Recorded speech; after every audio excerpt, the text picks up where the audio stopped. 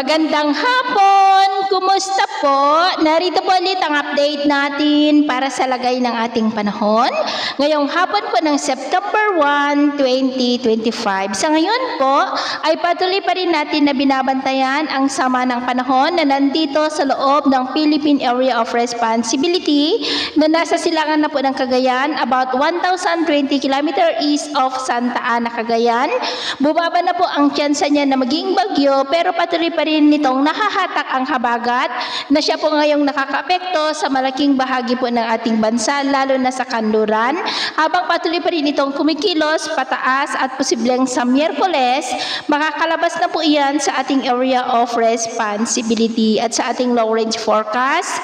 Maliban sa sama ng panahon nating binabantayan, ay posible muli ang pamumuo ng mga sama ng panahon sa susunod na mga araw at ang development ng mayan ang ating babantayan kung may lalakas na kung may matutuloy po o hindi. At sa lagay ng ating panahon, ngayong hapon dahil sa habagat, trough ng LPA at mga localized thunderstorm ay nakakaranas ng maulap na kalangitan with isolated rains ang ilang bahagi ng Ilocos Region, Cordillera, Cagayan Valley, Central Luzon, Metro Manila, Calabarzon, Mimaropa, Bicol Region, Panay Island, Negros, Cebu, Bohol, Leyte, Samar Provinces, Basilan, Zamboanga Peninsula, Northern Mindanao, ilang bahagi ng Caraga at Sorsogon.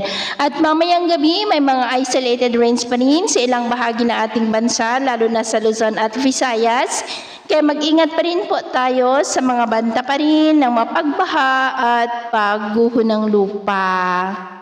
At sa atin naman pong mga baybayin, wala po tayong nakataas na namang gale warning signals, pero bayong pag-iingat lamang po kung papalaot tayo para mas makaiwas sa mga sakunang pangkaragatan. So, ito po ang latest update natin sa araw na ito. At ako po si James na nagsasabing sa kahit na pagsubok po na darating sa ating buhay, huwag na huwag po tayong mawawalan ng pag-asa. Thank you and God bless!